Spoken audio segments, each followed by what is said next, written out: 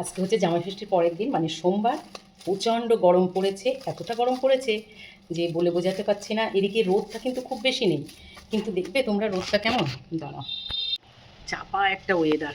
আমার জানলা দিয়ে যতটুকু দেখানো যাচ্ছে দেখাচ্ছে। গাছের পাতাগুলো দেখো, মনে হচ্ছে কি একদম ছবি এঁকে বসানো হয়েছে, কোনো পাতা নড়ছে না, একটু পাতা নড়ছে। আর আজকে একটা আমি নতুন রান্না করব। আমি তো নতুন করছি, আমি প্রতিদিনই কিছু না কিছু চেষ্টা করি তোমাদের সঙ্গে দেখানোর জন্য, তোমাদের সামনে আমার রান্নার যতটুকু মানে আমি পারি সেইটুকুই। তা আজকে ভাবলাম কি, আমাদের পাশের বাড়ি আমার এক দিদির জানো তো একটা এই কুয়ো টাইপের রয়েছে, মানে যেখানে নোংরা টোংরা ফেলে, ওই তরি তরকারি খোসা টোসা, নোংরা বলতে এমনি নোংরা না। এবার সেটার ভেতরে একটা কুমড়ো গাছ হয়েছে। সেই কুমড়ো গাছে অত পাত্তাও দিইনি। এবার একদিনকে সেইটার মধ্যে নেমে দেখে এরকম এইরকম বড় বড় সাইজের প্রায় 12-13টা তো হবেই কুমড়ো হয়ে রয়েছে। এবার যেহেতু আমরা পাড়ায় থাকি, সবাই একসঙ্গে মিলেমিশে থাকি, তাই কারোর বাড়ি এইটুকু জিনিস হলেও সবাই একটু একটু করে দিয়েও খাই। তা আমাকে দিয়েছিল একটা বড় কুমড়োর 4 ভাগের 1 ভাগ। আজ কদিন তো কুমড়ো দিয়ে খেলাম, আর কুমড়োটা এত টেস্টি। তা আজকে ভাবছি কি, মাছের ডিম দিয়ে কুমড়ো আলু দিয়ে পেঁয়াজ আদা জিরে লঙ্কা দিয়ে ধনেও দিয়েছি বাটা দিয়ে বেশ একটা দুপুরবেলা মেন তরকারি করবো, বেশ মাখা মাখা, যেটা দিয়ে ভাত খাওয়া হবে। তার জন্য দেবো জিরে ফোড়ন, তার জন্য দেবো লঙ্কা ফোড়ন, এগুলোকেই গুছাচ্ছি। আর দেবো তেজপাতা, আর দেবো এই যে তেজপাতা। আর মাছের ডিম ভাজবো। মাছের ডিমটারে আমি বেসন দিয়ে পেঁয়াজ লঙ্কা দিয়ে ভালো করে মাখিয়ে রেখেছি। এবার মাছের ডিমটা ভাজবো। চলো মাছের ডিম ভেজে নিয়ে আসি, তারপরে আবার দেখাচ্ছি। আর কি কি কুমড়ো টুমড়োগুলো কাটা দেখাচ্ছি। গরম না, ভালো লাগছে না। আর এই দেখো কুমড়ো আলু কেটে রেখেছি। আমি অন্যদিন আলু প্রেশারে সিদ্ধ করি, আজকে প্রেশারে সিদ্ধ করবো না। আজকে তরকারিটা একটু অন্যরকম করার চেষ্টা। আর এই যে লঙ্কা, কাঁচা লঙ্কা, এটা পুরোটা যদি তুমি কাঁচা লঙ্কায় তৈরি রান্না করো সেটাও কিন্তু খুব ভালো লাগবে। আর জিরে আদা ধনে বাটা আর পেঁয়াজ কুড়িয়ে দিয়েছি, এই হচ্ছে মশলা। আর বুঝতেই পারছো। আর এই যে মাছের ডিম মাখিয়ে রেখেছি, এখন এগুলোকে ভেজে নেব। মাছের ডিমগুলোকে আমি এইভাবে ভেজে নিয়েছি। এবার তুলে নিই, তুলে নিয়ে তোমাদেরকে দেখাচ্ছি। এই যে মাছের ডিমগুলো ভেজেছি। তোমরা একবার চেষ্টা করে, এতে এমন কিছু চেষ্টা না, একবার করে খেয়ে দেখো কুমড়ো দিয়ে আলু দিয়ে মাছের ডিমের ঝোল। এমনি তো মাছের ডিম দিয়ে এমনি মানে খেয়েছো, কিন্তু এইভাবে আমি যেভাবে রান্না করছি এইভাবে খেয়ে দেখো।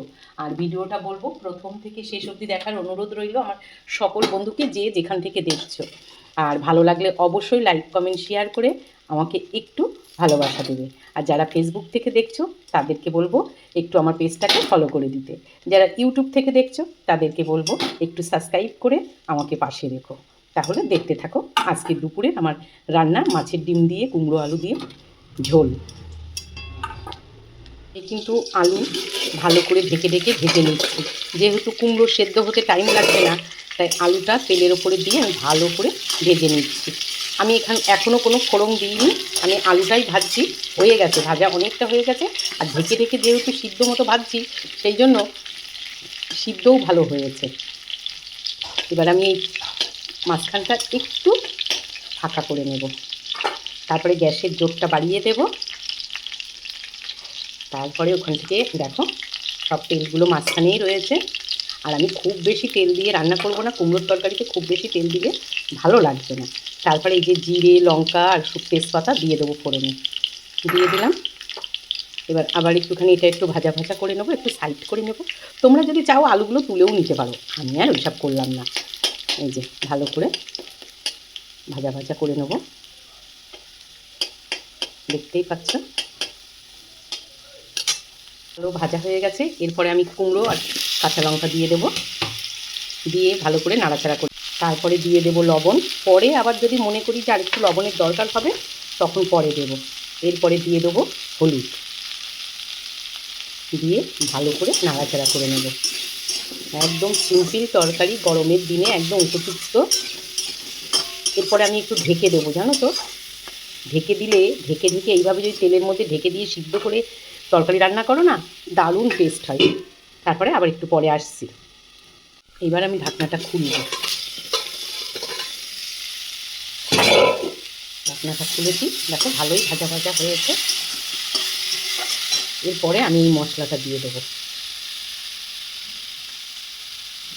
মশলাটা দেওয়ার পরে না আমি একটু জলও দেবো, সামান্য একটু জল দিলাম, দিয়ে এবার আমি ভালো করে এইভাবে কষিয়ে নেব, ভালো করে কষিয়ে নেব যতক্ষণ না পেঁয়াজের কাঁচা গন্ধ, জিরে, আদা, ধনে বাটার একটা সুন্দর গন্ধ বেরোচ্ছে, ততক্ষণ আমি কষিয়ে নেব। এর মধ্যে টমেটো দিলে বেশ ভালো হতো, কিন্তু যে জিনিস নেই কি করব বলো, টমেটো ফুরিয়ে গেছে, তাই আজকে আর টমেটো দিলাম না। তোমরা চাইলে দিতে পারো। এরপরে এটাকে ভালো করে কষিয়ে নিই। আমার তরকারি কিন্তু খুব ভালো মশলা কষানো হয়ে গেছে। এরপরে আমি জল দিয়ে দেবো।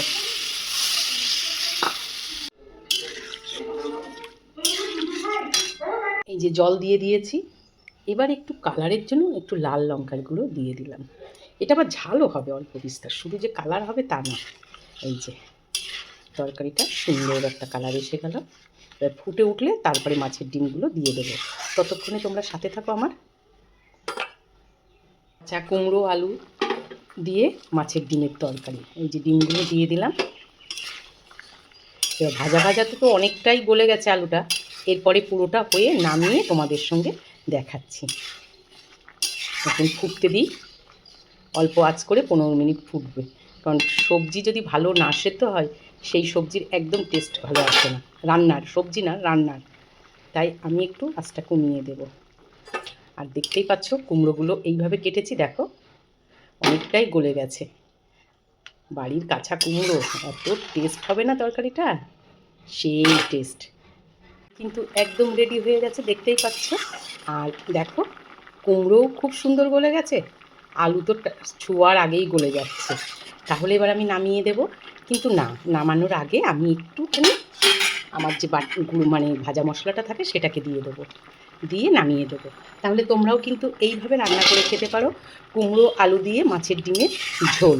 এবং সেটা বেশ পেঁয়াজ, জিরে, ধনে, লঙ্কা, আদা, এগুলো এই মশলাগুলো দিয়েই তুমি মাছের ঝোলে যে মশলা সেইভাবেই রান্না করে খাবে, দেখবে দারুণ লাগবে। একটা বেশ একঘেয়েমি মাছের ঝোল কিংবা একঘেয়েমি সেই আলু বেগুন, আলু পটল, আলু কাঁচকলার থেকে একটু কুমড়ো আলু দিয়ে, আমি একবার কুমড়ো আলু দিয়ে তেলাপিয়া মাছ করেছিলাম, সেটাও কিন্তু দুর্দান্ত খেতে হয়েছিল। তাহলে ভিডিওটা এখানেই শেষ করলাম। ভালো লাগলে অবশ্যই তোমরা আমার পাশে থেকো, সাথে থেকো। আর একটু জানিও কেমন লাগলো আজকের কুমড়ো আলু দিয়ে মাছের ডিমের ঝোল। তাহলে আসি, দেখা হবে নতুন আর একটা ভিডিওতে তোমাদের সাথে। ততক্ষণে সবাই ভালো থাকো, সুস্থ থাকো, নিরাপদে থাকো।